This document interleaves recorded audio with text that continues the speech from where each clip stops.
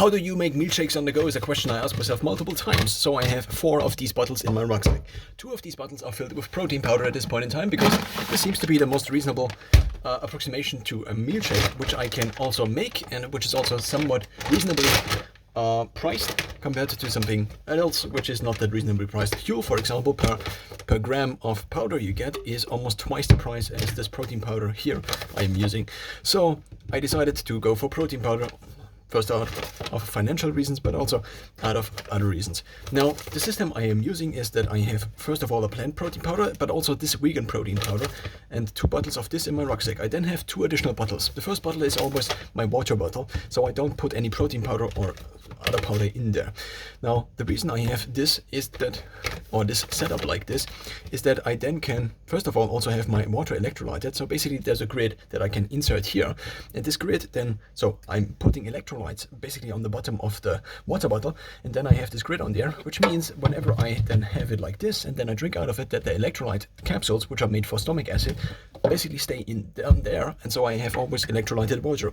Yesterday, for example, I was in the sauna in the evening, and afterwards I already noticed that my mental ability began to decline, probably due to a lack of electrolytes in some way or another, or an electrolyte imbalance due to the loss of electrolytes during the sweating in the sauna. So I took a sip out of this water bottle, which had the benefit that it already had electrolytes in there, and once I refilled the bottle it still had electrolytes in there. Of course, you then also eventually need to refill the capsule on the bottom of this. I then have a second shaker, which is my meal shaker, and into this meal shaker I then, so the meal shaker is also usually filled with water, which also means that I can have this as a second water bottle. And because with a meal shake, so with a food powder, you need water anyway, and you also then drink the water anyway, so the water is kind of not wasted. The water is not wasted for basically preparing the food. What you then can do is, if you have, so I have these 2 bottles, I then can ask my body, what do you want? Do you want plant protein or this other kind of protein? And then I can take I can actually put out the 1 bottle I have, because then you can kind of see this.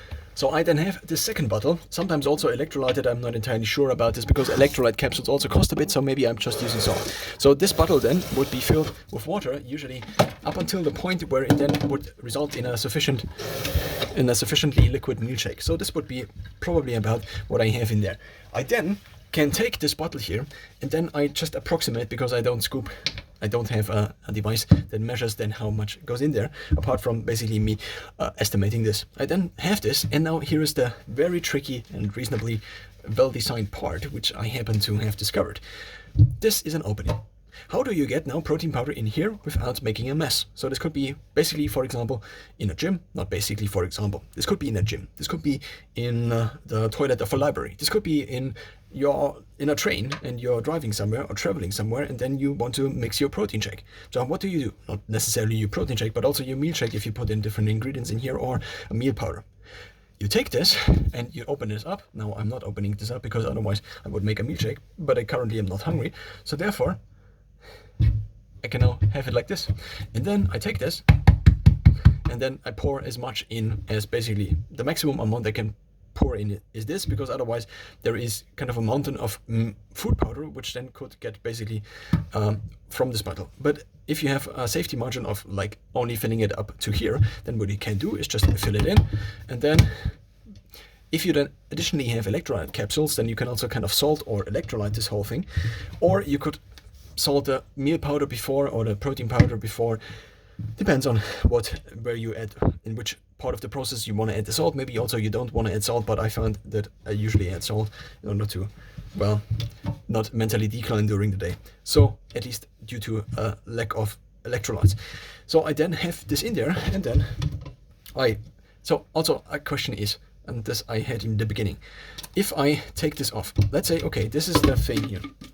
This might also be a little bit dirty because you happen to have not sufficiently enough water for actually cleaning this properly. So you might have this, the last meal shake was 3 hours ago. So you then are sitting in a train and you're trying to make a meal shake, and you're trying to also not get it thrown out of the train because you now have food powder and water everywhere on your seat. So what do you do with this here? This is often then a little bit dirty. The answer is this here can actually stand, at least if you have a table or something like this. Now, also, you can put this maybe into your rucksack, for example, and if you have it like this, then this area here, so there could be basically meal powder or meal shake powder, or basically kind of liquid that is not just water, which could flow basically into these areas and then eventually into these areas. And if you then have it in this area and then you screw this on here again, then even though there is this thing here, it could be the case that if you then shake it, that there are droplets flying around you, onto your shirt, onto your neighbor, and so on and so forth. So what you need to kind of do is once you unscrew this, you need to unscrew as quickly as possible and then turn it around. Then gravity pulls basically the remaining fluid down here, and then you take this and also put it down here. So basically now this area is kind of free, and as long as you have it somewhat reasonably like this, it all kind of flows down there. And then you take this out again, and then with one motion you screw this on as fast as possible, because otherwise then you would have basically the liquid flowing out here again, which could be again just mixed protein powder already. And then you just take this and you then need to shake it. What I often find is that so over the last couple of months I have experimented with different portions of protein powder. If it is just protein powder in there, what I found is that 2 scoops of protein powder, so 1 scoop of protein powder is 30 grams.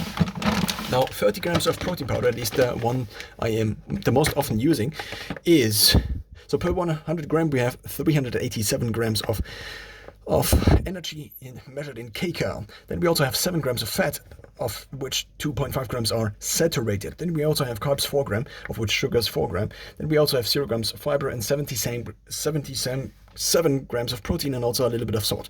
Now per gram serving, so 30 gram serving is now 1 scoop.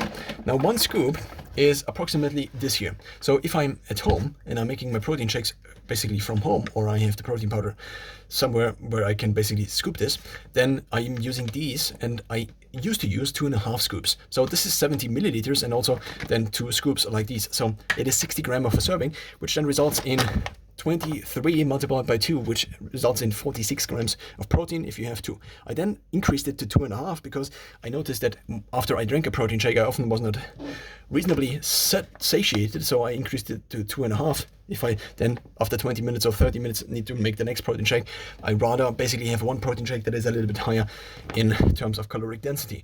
So I increased it to 2.5, which then resulted in 57.5 grams of protein, I think. Now I increased it to 3. Now there is a little bit of a fine line. And in terms of now who designed this shake, so this is from Company Huel. Company Huel says, okay, you should fill it up to this here with water. But what you also have to maybe keep in mind is that, or at least in my experience, if you have whey protein powder and you mix it in here, it seems to be kind of, if I have a scoop of whey protein powder, it seems to be less density. So it also is, I think, a little bit lighter compared to the protein powder that is this here, even though it uses the same scoops. And it also says here, have 1 heaped scoop. So it would basically work against my thesis that the protein powder, the whey protein powder, is actually a little bit more dense.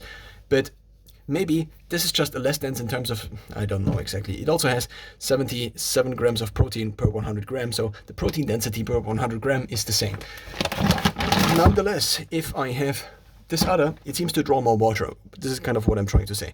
So whey protein seems to mix with water better, whereas the other one seems to need more water in order to be liquid then. Now, independent basically of the density of the thing, it seems to draw more water. So there is also flaxseed in there, for example, which seems to draw water. Now, this means that if I have 3 scoops of whey protein, not of whey, but of plant protein, then this might not actually make sense in terms of, then it would not turn liquid enough. But if I just use the whey protein, then I find that even 3 scoops kind of fit in there. The amount of water I usually have then is kind of like this, and then I have 3 scoops of protein in there, which is just 3 scoops like this. And if I'm on a train, then I just approximate this by filling it in. Now, it also depends kind of on what you want out of the shake. If it should fill you up quickly, then having more water obviously works against this, because then you have a lower nutrient density. And then you have just more water in your stomach, which your body kind of doesn't want at this point in time. But what I often find is, if I happen to mix a protein shake that is thicker, and not just very liquid actually. So if you have it like this, and then 3 scoops of protein, then it is often very liquid, similar to how you would drink maybe a glass of water, but with a little bit of thing in it, with a little bit of powder in it. But what I find often, if I make it thicker, then I need to drink the water anyway 20 minutes or 30 minutes later, probably because the carbohydrates in there draw so much water. At least that's kind of what I assume from my experience with eating over the last couple of years. So then I just close it and I shake it maybe 20 to 30 times or something like this. What I also found is that you don't necessarily have to shake as hard. So if I shake like this, it does not necessarily result in a better result per shake. If I instead have it just like this and I shake it just for a minute, then it is less mentally demanding, because this is very mentally demanding. And also kind of exhausts me sometimes, because you want to shake as hard as you possibly can to make the shake as fast as possible. And this is kind of the system I'm running on, with having my meal shake or protein powder in my rucksack when not at home, let's just say.